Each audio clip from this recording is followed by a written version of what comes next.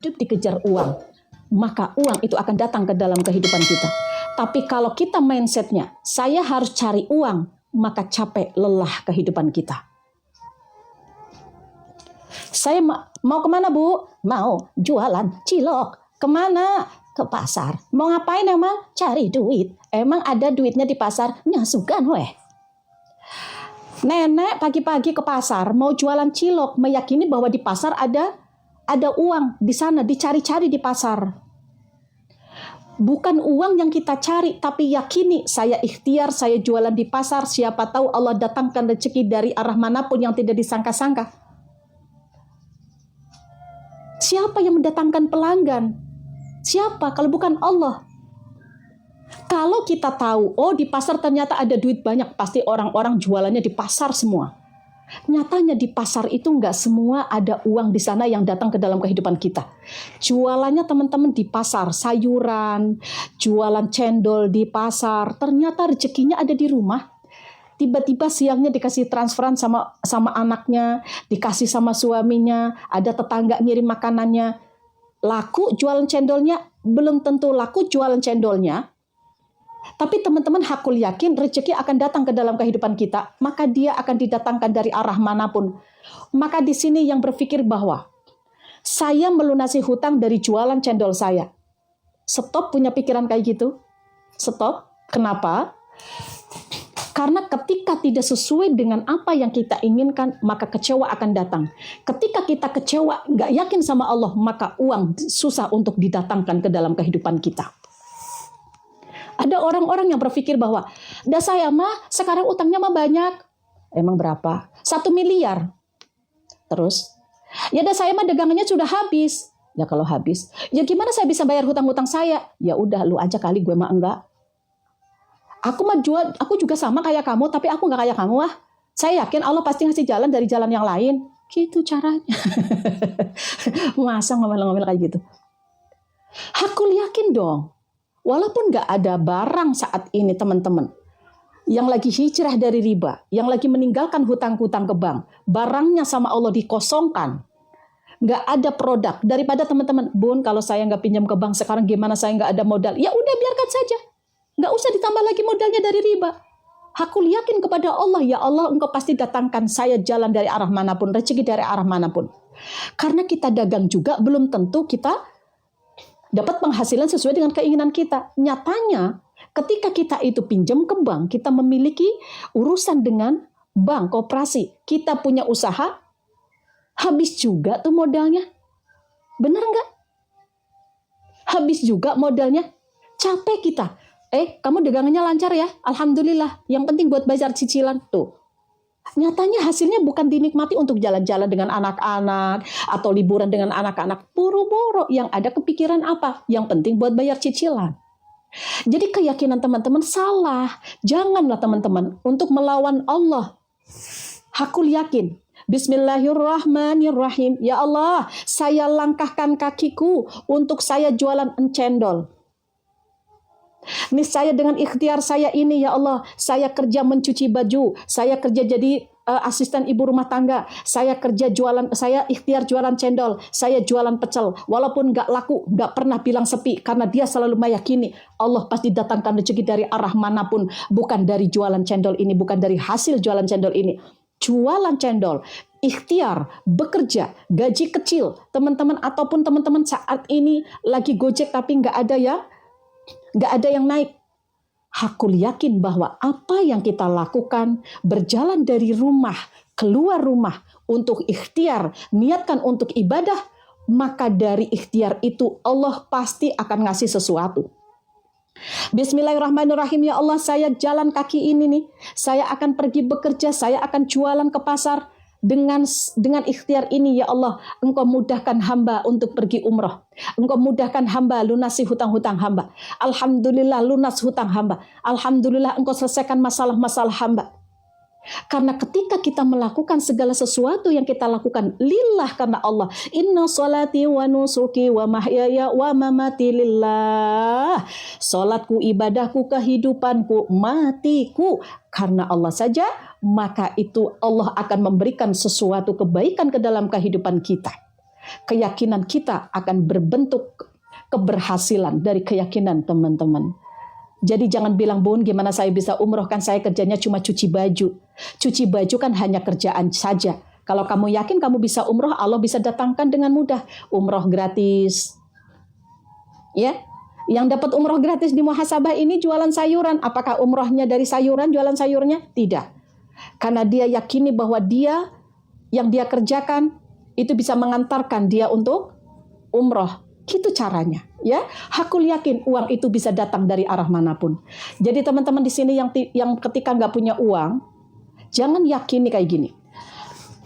Bu, besok saya bayar sekolah. Ya Allah, aplikasi mana lagi yang harus aku cairkan ya? Saya harus pinjam lagi kemana? Itu nggak ada tawakal sama sekali. Nggak ada keyakinan sama Allah. Hati-hati, ingat, uang itu akan datang ke dalam kehidupan kita ketika kita yakini.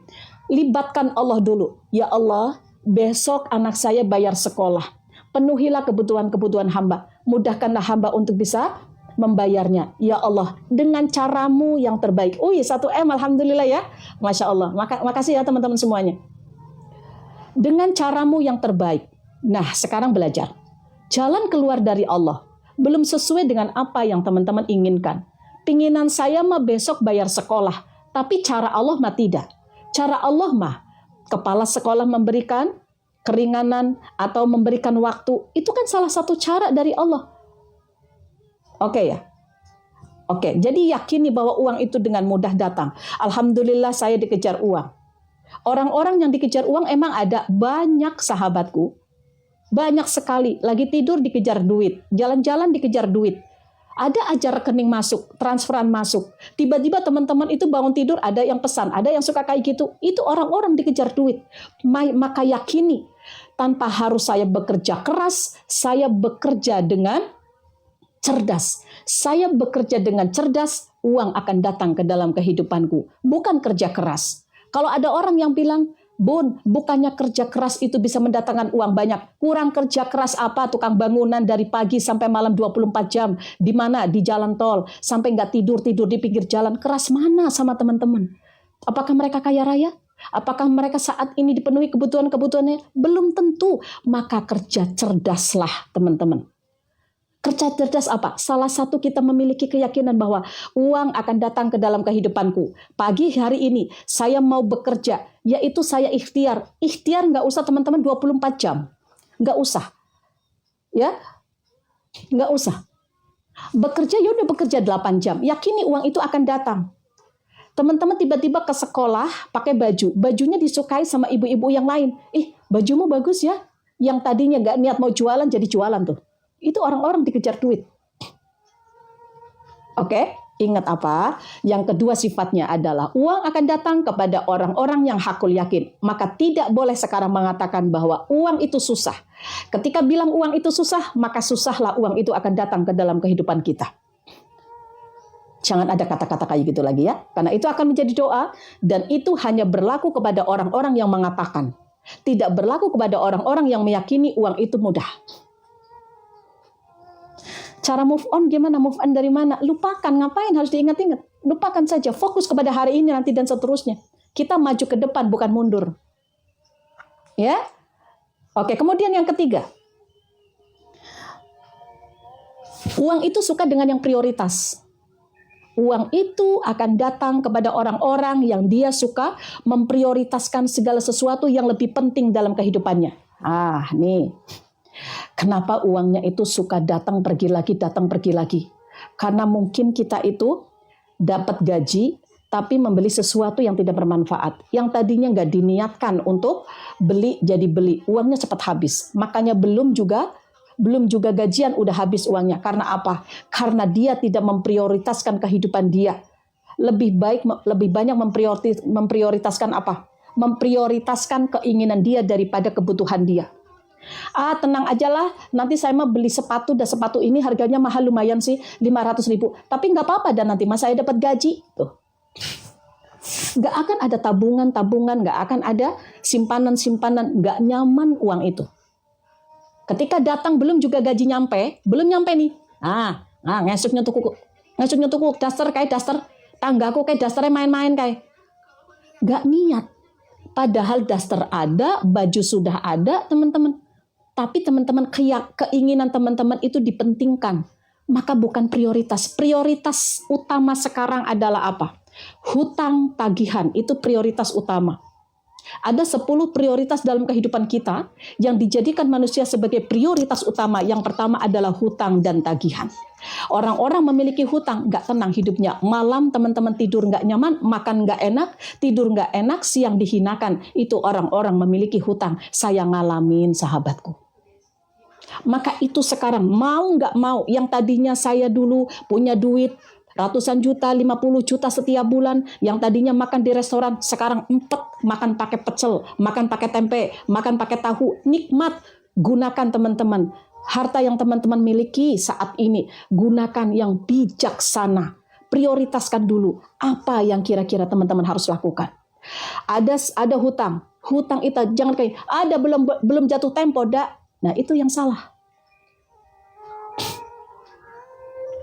Itu yang salah. Dia belum jatuh tempo, dak. Nungguin jatuh tempo. Nanti kalau jatuh tempo uangnya udah habis mau gimana? Utamakan dulu teman-teman yang penting, prioritas. Oke. Ada 10 hutang. 10 hutang ada 2 metode. Metode longsor atau metode bola salju itu lakukan untuk bisa melunasi hutang kita. Maka ketika teman-teman saat ini memiliki uang sedikit demi sedikit menggunakan bola salju, biar 10 hutang ini sedikit demi sedikit lunas, teman-teman. Hakul yakin di sisa hidup kita.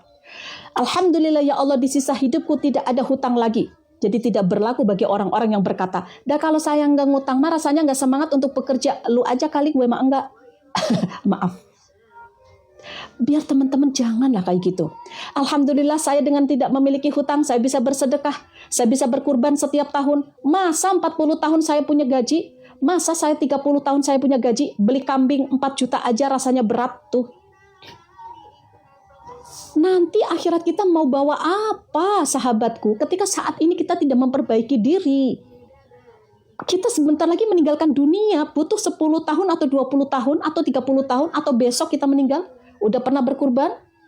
Mahal bun kambing mah 4 juta. Mahal mana sama mobilmu? Mahal mana sama motormu? Kamu bisa bayar pajak. Kamu bisa membeli mobil, bengkel mobil rusak. Mobil rusak disalonin. Harganya 3 juta. Istri rusak acak-acakan, boro-boro disalonin. Heran nyong. Ya, motor dicuciin, mobil dicuciin, disalonin, dicantik-cantikin. Istri acak-acakan, boro-boro disalonin. Anak-anak kayak heran nyong. Prioritaskan. Keluarga prioritas. Ya, hutang-hutang prioritas. Bisnis prioritas. Ya, semangat ya. Insya Allah bisa. Yuk yakini uang itu akan datang ke dalam kehidupan kita dengan mudah. Nyalon sendiri ya kalau ada uang. Bapak mobilnya jangan dikerundungi. Mobil itu ditutupin, dikerundungin, dibaik-baikin, dicantik-cantikan, dicantik-cantikin. Dipakai baju yang bagus mobilnya. Pak, belilah daster. Nanti. Nih suami, pingin kaya, pingin bahagia hidupnya, sayangi istri. Jangan pelit sama istri. Kasih nafkah istri, anak. Langsung itu mah. Lihat. Tapi semakin pelit, sengsara kalian. Ih, galak banget bunda. Ya ora, emang iya kayak kue. Mau bahagia, lancar rezekinya, kaya raya, bahagiakan istri, bahagiakan anak. Kasih nafkah, lahir batin. Jangan cuma uang dikirimkan, batinnya disiksa. Hati-hati. Ya. Kayak gitu banget, heran. Oke, lanjut. Ya. Apa tadi? Yang ketiga, sifat uang suka yang prioritas. Prioritaskan dulu. Sedekah diprioritaskan, ya. Anak istri diprioritaskan. Kemudian kebaikan-kebaikan prioritaskan. Hutang-hutang diprioritaskan. Oke. Tapi nggak percaya otok-otok terus tuh kan. Topi nih. Kayak garap sawah dengan topi nyong. Matur nuwun ya. Makasih ya teman-teman. Kemudian yang keempat, sifat uang, perhatikan. Anak-anak baik heran. Matur nuwun ya. Anak-anak baik heran. Yang keempat teman-teman, uang suka orang yang terhormat. Yang terhormat. Oh, berarti saya harus jadi pemimpin? Enggak. Maksudnya gini, uang suka orang yang terhormat maksudnya begini teman-teman. Kita menghargai uang, kita menghormati uang, kita menghargai orang lain, memberikan hormat kepada orang lain, hormat kepada orang tua, menghargai orang lain. Kalau kita menghargai orang lain, maka uang akan mudah datang ke dalam kehidupan kita. Suka mencela orang lain, merendahkan orang lain, jangan harap akan mudah itu datang uang. Karena uang gak suka dengan orang-orang yang sombong. Orang-orang yang suka merendahkan orang lain, menyakiti orang lain. Enggak. Kemudian yang kelima adalah apa? Uang suka orang-orang yang berbagi. Berbagilah teman-teman. Berbagi doa, berbagi baju. Baju 6 bulan gak dipakai, sedekahkan. Barang, manci, coet, apapun teman-teman. Yang ada dalam rumah tangga teman-teman. Yang gak dipakai, coba kasihkan. Atau teman-teman bisa jual. Atau sedekahkan. Jangan teman-teman baju diuwel-uwel. Baju sobek aja masih ada di lemari. Heran nyong. Itu akan memberikan energi yang negatif teman-teman. Maka teman-teman, ketika teman-teman berbagi ilmu, berbagi uang, berbagi sedekah, banyak berbagi kepada orang kebaikan-kebaikan. Kita disakiti, kita tetap mendoakan. Ketika kita dalam kondisi terpuruk, kita tetap berbuat baik, yaitu dengan cara apa? Sedekah ketika sulit. Lakukan. Lakukanlah. Ya. Lakukanlah teman-teman. Jadi emang ini gini ya, sekarang kita hubungkan orang-orang yang bersedekah itu baik nggak? Nah teman-teman di sini maaf, yang menanyakan kitab dan menanyakan hal-hal yang lain, teman-teman, ini secara logika saja.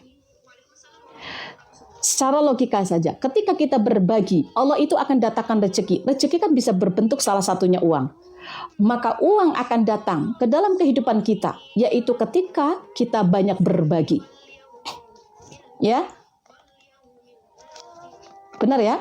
Oke, jadi teman-teman berbagilah. Sedekah subuh lakukan. Sedekah subuh. Sedekah subuh itu adalah gimana kalau baju udah nggak dipakai? Iya, kalau nggak dipakai bisa dikesedekahkan atau bisa dijual. Dipakai masih nyaman, masih bagus. Jangan sampai sobek-sobek dikasihkan kepada tetangga, nggak boleh. Baik, sedekah subuh kita lakukan. Ada 4 pintu rezeki. Ya, nggak cuma 4, sebenarnya banyak sebenarnya ya, tapi ini ada 4 dasarnya. Yang ketiga itu ada, yang keempat ini ada berbagi.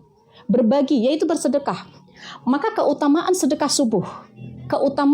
subuh pagi-pagi teman-teman, maka akan didatangkan 2 malaikat. Ketika teman-teman sedekah subuh, maka teman-teman doa-doanya akan diaminkan sama malaikat. Orang-orang yang memiliki hutang, orang-orang yang saat ini sedang terpuruk, memiliki keterpurukan teman-teman saat ini, pengen didatangkan uang, rezeki sama Allah, dimudahkan sama Allah, sedekah subuh. Sedekah subuh. Maka sedekah subuh ini bisa diyakini bisa membuat orang kaya raya. Ingat, kaya raya bukan harta yang kita lihat. Kaya raya itu bisa kaya hati, dilapangkan sama Allah ketika kita memiliki ya uang seberapapun uang yang kita miliki, teman-teman merasa kaya raya karena apa? Dengan memiliki uang segitu teman-teman dilapangkan. Nggak pingin makan di restoran, nikmat makan pakai potoi. Nikmat untuk bersedekah walaupun hanya Rp1.000 sedekah subuh. Bagaimana caranya sedekah subuh? Lakukan di waktu subuh. 1. Yang kedua, teman-teman, mau punya hutang, mau terpuruk teman-teman, sedekah walaupun Rp500, walaupun Rp200. Jangan ada uang di bawah kulkas 100 koin teman-teman diabaikan, jangan. Ayo teman-teman, ambil koinnya, simpan di dalam kaleng, simpan kalengnya di depan sajadah, setiap hari Rp200, Rp500, Rp1.000. Gak ada alasan teman-teman gak punya duit untuk, gak punya uang untuk makan, teman-teman gak bersedekah. Gak ada. Bismillahirrahmanirrahim. Ya Allah, sedekah subuh jam berapa? Di teman-teman itu subuhnya jam berapa? Bismillahirrahmanirrahim. Ya Allah, saya niat sedekah subuh. Pahalanya ya Allah kirimkan untuk almarhum ayah ibuku, untuk almarhum kakek nenekku misalkan. Atau dikasihkan kepada siapa? Pahalanya kirimkan untuk saya, untuk anak-anak saya. Ya Allah, berkah dari sedekah subuh ini. Nah, mulai nih, diaminkan sama malaikat nih. Ya Allah, berkah dari sedekah subuh ini ya Rabb. Engkau lapangkan kubur ayah ibuku. Malaikat ya berhenti menyiksanya. Engkau masukkan ke dalam surgamu ya Allah tanpa hisab sedikit pun. Engkau kumpulkan dengan orang-orang yang saleh, Engkau ampuni dosa-dosanya. Ya, gitu. Maka itu yang mengaminkan malaikat. Ya Allah, berkah dari sedekah subuh ini ya Allah. Ya, Engkau mudahkan segala urusanku. Engkau luluskan anakku di sekolah mana. Engkau mudahkan anak-anakku mendapatkan pekerjaan. Engkau jadikan anak-anak hamba menjadi ahli ibadah berkah sisa usianya. Ahli sedekah, ahli sholat, ahli zikir, ahli baca Quran. Ya Allah, dengan berkah sedekah subuh ini Engkau lunaskan hutang-hutangku. Engkau selesaikan masalah-masalahku. Enggak usah memandang teman-teman saat ini kondisinya gimana. Mau punya duit atau tidak. Ada berapa uang yang ada di rekening teman-teman, ada di dompet teman-teman. Apapun kondisinya teman-teman. Aku yakin bahwa Allah akan mendatangkan rezeki, akan mendatangkan uang sesuai dengan apa yang teman-teman yakini. Ya Rabb, Engkau lunaskan hutang-hutangku. Engkau selesaikan masalah-masalahku. Engkau datangkan orang-orang yang baik ke dalam kehidupanku. Engkau ampuni dosa-dosaku. Gitu. Maka yang mengaminkan maka malaikat. Ya, Engkau bangkitkan aku dari keputusasaan. Engkau bangkitkan aku dari keterpurukan. Doa. Bun, saya benar-benar gak punya duit sama sekali, Bun. Boleh ambil gula, simpan aja di tempat semut. Teman-teman di luar rumah mungkin ada semut, ada di pohon teman-teman. Ya Allah, dengan berkah saya memberikan makan kucing ini, memberikan makan semut ini ya Allah, nyirami tumbuhan ini ya Allah. Doa tuh. Pada waktu subuh, doa. Mudah, simple, tapi susah dilakukan kalau tidak dipaksakan. Karena hidayah kita harus datangkan. Hidayah harus kita jemput, bukan kita menunggu. Nantilah nunggu saya sedekahnya kalau lunas hutang. Apa yang akan kita bawa untuk akhirat kita nanti? Ada suatu pertanyaan. Kaki anak Adam tidak akan berpisah dari sisi Tuhannya. Tidak akan terlepas dari sisi Tuhannya. Salah satu yang ditanyakan sama Allah adalah, untuk apa harta yang sudah aku titipkan kepadamu selama hidupmu? Nah teman-teman, ketika teman-teman mau bersedekah, nunggu lunas hutang, kalau teman-teman meninggal, ya, karena salah satu yang akan kita bawa untuk akhirat kita nanti yaitu amal jariah kita. Oke, maka simpan di atas di kaleng, dikumpulkan 1 bulan sekali, mau dikasihkan kepada siapapun, ayah ibu kita, mau dikasihkan kepada anak kita, mungkin anak kita mau bekal nggak ada, boleh anak kita, tapi jangan terus-terusan. Kemudian teman-teman bisa dikasihkan kepada tetangga yang saat ini butuh makan, atau mungkin ke tukang beca, belikan setiap hari Jumat 1 bungkus, kasihkan. Ya. Buat anak yatim boleh, ke siapapun boleh. Orang tua kita, ponakan kita, anak-anak yatim ponakan kita, kasih. Sedekah yang utama adalah saudara kita dulu, kerabat kita terdekat dulu. Bukan anak yatim dulu, tapi kerabat kita terdekat dulu. Mungkin ada mungkin ada saudara kita atau ponakan kita yang saat ini lagi kesusahan, kasih. Iya. Jangan tunggu teman-teman itu lunas hutang. Jangan tunggu teman-teman bahagia. Ngapain teman-teman? Oke ya? Oke, sedekah subuh lakukan karena apa? Di situ malaikat akan mengaminkan. Nggak usah pandang berapa sedekah yang teman-teman lakukan. Karena Allah tidak butuh itu. Apakah ada orang-orang yang sedekah 1 miliar akhirnya dia dimasukkan ke dalam surga? Belum tentu. Siapa tahu ketika dia sedekah ada sesuatu di balik itu. Apa yang saya berikan otok-otoknya? Astagfirullahaladzim. Ya Allah, kakeknya. Lanjut. Ya. Coba, makasih ya jazakallah. Rabbana taqabbal minni innaka antas sami'ul alim. Tuh doanya. Kalau teman-teman susah-susah, nggak usah. Jangan susah-susah teman-teman. Saya doanya belum hafal, Bun, jadi saya nggak sedekah. Itu doanya tadi. Bismillahirrahmanirrahim. Ya Allah, terimalah amal ibadahku ini ya Allah. Saya niatkan sedekah subuh ini untuk siapa, bagaimana gitu.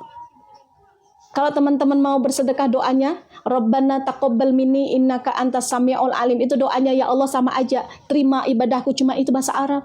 Teman-teman susah bahasa Arabnya. Bismillahirrahmanirrahim. Udah. Allah mau tahu bahasa manapun teman-teman tahu.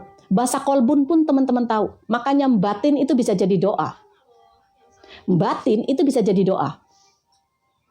Makanya hati-hati ketika kita berdoa, justru antara mulut, antara lisan sama hati itu harus sinkron.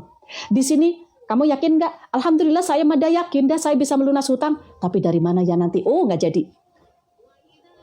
Iya, betul. Ya, oke. Kemudian yang selanjutnya sifat uang itu, teman-teman. Selain uang itu mudah dimudahkan, didatangkan ke dalam kehidupan kita. Orang-orang yang bersedekah.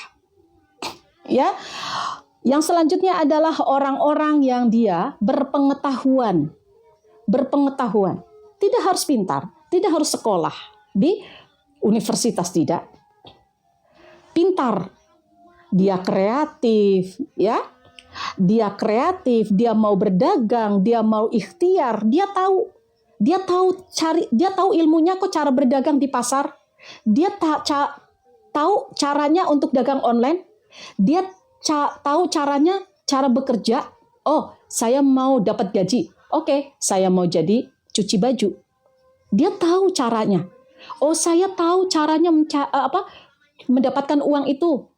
Saya mau belajar bisnis online. Maka orang-orang yang belajar, maka dia akan dimudahkan didatangkan sama Allah. Contoh, ketika saya dulu punya hutang 3,8.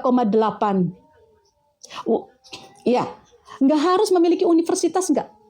S1, S2, S3, enggak. Karena ada orang yang SD pun dapat penghasilan 1 bulannya 100 juta. Karena apa? Dia tahu ilmunya. Dia belajar. Dia merantau, bekerja di tukang somai. Cuanki apa somai ya? Saya lupa lagi. Bekerja di sana. Lulusan SD, merantau. Kemudian dia tahu ilmunya. Akhirnya dia apa? Jualan. Setelah jualan dia membuat gerobak. Gerobaknya akhirnya disewakan sehari 1.000. Berhasil. Orang-orang yang nyewa gerobaknya suruh beli di dia somainya, alat-alatnya. Somai atau cuanki lah, saya lupa lagi. Ya. Untuk mukena nanti ya. Lagi ada promo, nanti saya buka 10 menit aja. Sebentar. Kemudian teman-teman, akhirnya apa? Dari ilmu dia, dagang dia mengembangkan bisnisnya. Setiap hari yang meminjam, yang mengontrak, panggulan itu ratusan orang. Dan semua orang yang menggunakan gerobak dia membeli bahan-bahannya di sana. Itu yang cuanki ya. Tuh. Apakah harus memiliki bekerja di sekolah di universitas? Tidak. Tapi dia orang-orang yang mau menuntut ilmu. Maka perbanyaklah ilmu, teman-teman. Perbanyaklah teman-teman mencari ilmu. Man aradal akhirah fa'alaihi bil ilmi. Ketika teman-teman pingin akhirat, teman-teman pingin mendapatkan kedekatan dengan Allah, agar mendapatkan akhiratnya teman-teman, maka cari tahu cara sholat, cara bersedekah, ya, cara mendoakan orang lain. Cari tahu ilmunya. Kemudian ketika teman-teman ingin dunia, man arada dunia fa'alihi bil ilmi, maka teman-teman ingin dunia, maka cari tahu bagaimana cara mendapatkan pekerjaan, bagaimana teman-teman bisa berbisnis online. Saya dulu nggak tahu tentang tour travel. Saya belajar di seminar-seminar, saya ikuti. Akhirnya saya tahu bagaimana cara buka usaha tour travel. Ketika saya praktekkan ilmu saya, maka Allah datangkan rezeki dari orang-orang yang ikut travel. Kemudian, ketika saya belajar menjadi trainer, ngomong di depan banyak orang, maka Allah datangkan dari ilmu yang saya miliki, Allah datangkan orang yang nyuruh saya ngomong menjadi pembicara seminar di seluruh Indonesia. Maka belajar lagi ilmunya apa? Oh, saya mau bisnis dari rumah. Oke. Cari tahu ilmunya bagaimana bisnis dari rumah. Saya dulu belajar apa? Website. Saya belajar website, kadang 2 malam saya belajar membuat praktek website, landing page, saya buka aplikasi, saya coba belajar untuk membuat aplikasi teman-teman. Saya ibu rumah tangga, tapi saya bukan sekolah yang tinggi, tapi saya tahu di situ ada peluang, maka saya belajar. Saya belajar ilmu itu sesuai dengan apa yang saya sukai, karena saya suka komputer, saya suka laptop, saya suka dengan program-program, maka saya akan cari tahu bagaimana saya bisa praktekkan ilmu saya. Saya cari tahu ilmunya. Teman-teman mau jualan masakan. Teman-teman bisanya masak dari rumah. Goreng tempe, masak apa asin. Teman-teman suka. Kesukaan itu, hobi itu bisa menjadi penghasilan dengan cara apa? Belajar masakan beraneka ragam, kemudian teman-teman praktekkan untuk jualan dari rumah. Semua bisa. Cari peluang di tempatnya teman-teman. Oh, di lingkungan saya nggak ada yang jualan pulsa. Saya mau belajar bagaimana cara jualan pulsa. Karena dari apa yang kita lakukan itu bisa memberikan impact yang positif kepada diri kita. Apa yang kita lakukan, baik kita lakukan, ilmu yang kita miliki, maka ilmu itu akan kembali kepada diri kita. Paham itu? Ya, maka carilah ilmu. Cari masalah orang lain, selesaikanlah masalah orang lain. Maka itu bisa menjadi penghasilan untuk kita. Wah, di sini masalahnya banyak orang-orang yang suka makan bakso. Dan di sini masalahnya adalah tidak ada pedagang bakso. Saya mau dagang bakso. Uang itu bisa datang dari masalah orang lain. Karena banyak orang-orang yang sakit, maka saya mau jadi dokter Masalahnya sekarang banyak orang-orang yang ada masalah dengan keluarga, saya mau jadi pengacara Masalahnya sekarang banyak orang-orang yang butuh siraman rohani atau banyak orang-orang yang membutuhkan pelajaran-pelajaran tentang Al-Quran. Saya mau belajar untuk membuka private maka itu mendapatkan penghasilan. Ya, maka uang itu akan datang kepada orang-orang yang memiliki ilmu. Jangan teman-teman, dan sekarang saya banyak hutang, pusing sekali bun. Cari tahu bagaimana cara melunasi hutang. Saya kemarin sudah ngasih tahu bagaimana cara kita menghadapi penagih, ya. Bagaimana kita menyelesaikan masalah sedikit demi sedikit. Bagaimana cara melunasi hutang sedikit demi sedikit. Oke, kemudian yang selanjutnya. Yang ketujuh, uang itu bisa datang karena genetik. Genetik tahu keturunan. Ada orang yang kaya karena orang tuanya kaya.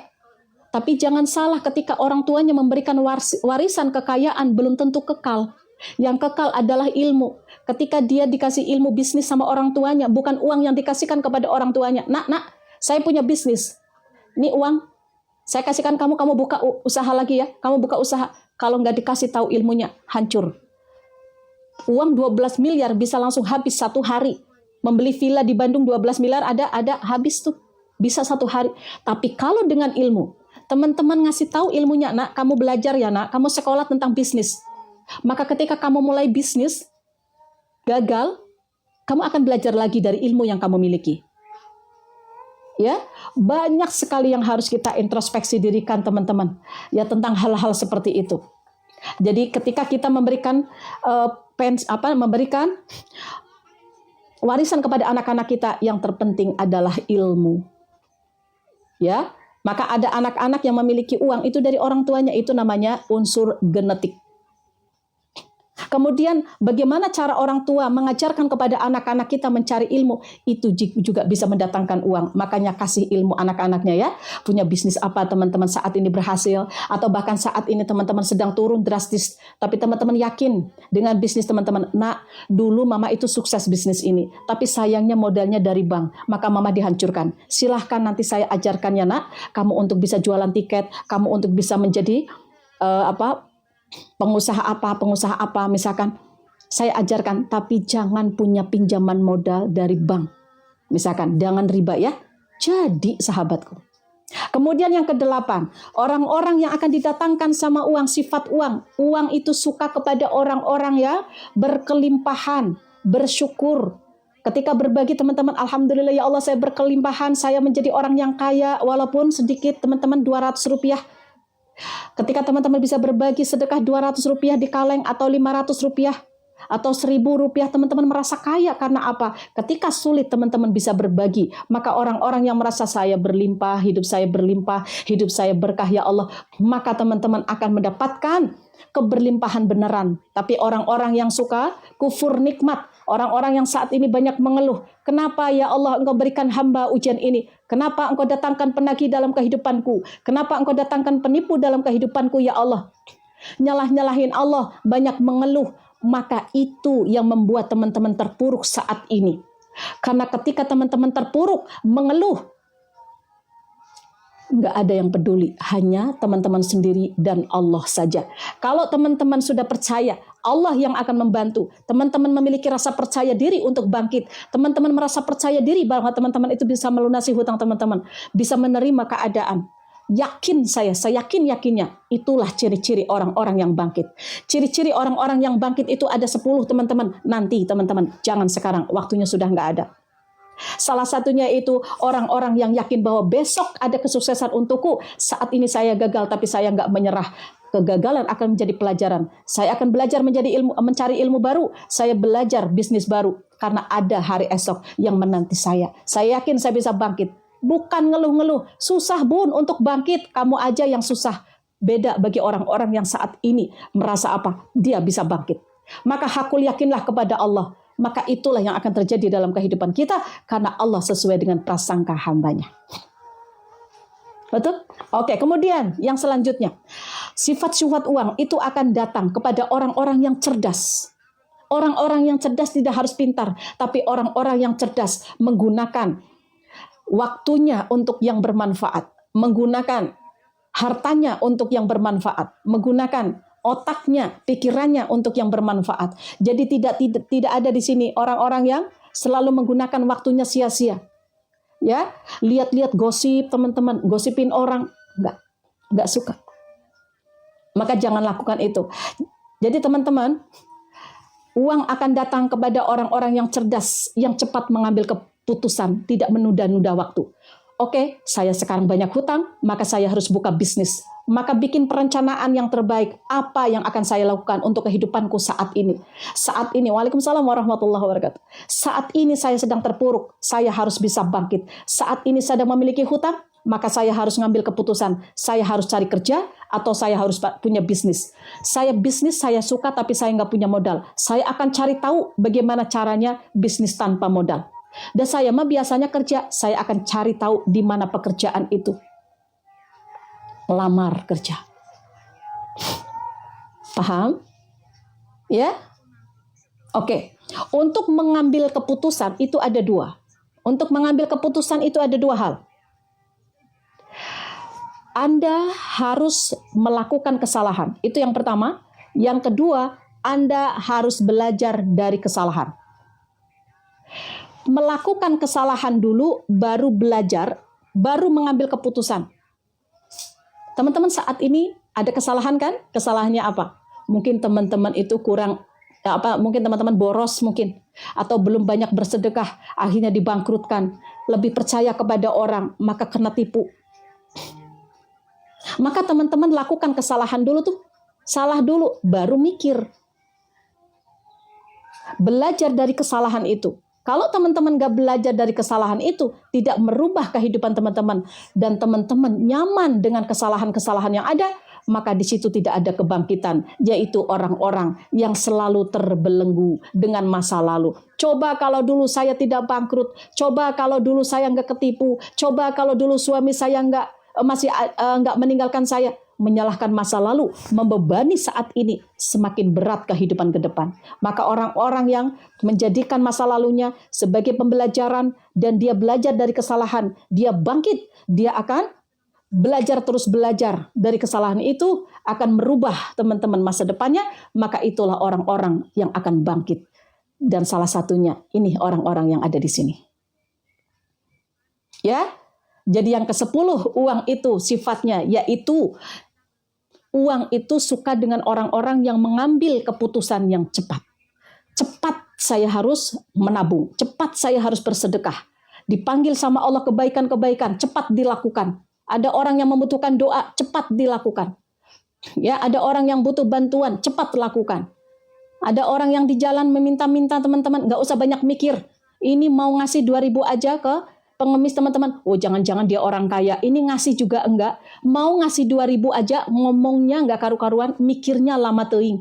Padahal teman-teman ada di atas motor, ada di dalam mobil, mau ngasih 2.000 aja, janganlah, nanti enggak ngajarin dia, nanti dia digunakan enggak benar. Kasih aja 2.000, kenapa sih? Banyak mikir. Mau tahajud aja, teman-teman mikir, nanti kalau saya tahajud apa yang saya dapatkan ya? Udah capek-capek, banyak mikir. Oke, teman-teman, mantap teman-teman. Materi hari ini semoga bisa membuat teman-teman lebih semangat, lebih semangat, hakul yakin kepada Allah, dan teman-teman hakul yakin bahwa tidak ada yang tidak mungkin bagi Allah. Allah sesuai dengan prasangka hambanya. Ketika hambanya berprasangka baik, law of attraction, Maka apa yang kita berikan, pikiran kita yang positif, kata-kata kita yang positif, doa yang baik kepada orang-orang, doa yang baik kepada orang-orang yang menyakiti kita, doa yang baik kepada semua orang, maka itu akan timbal balik kepada diri kita. Karena apa? Hukum timbal balik itu berlaku. Itulah Allah.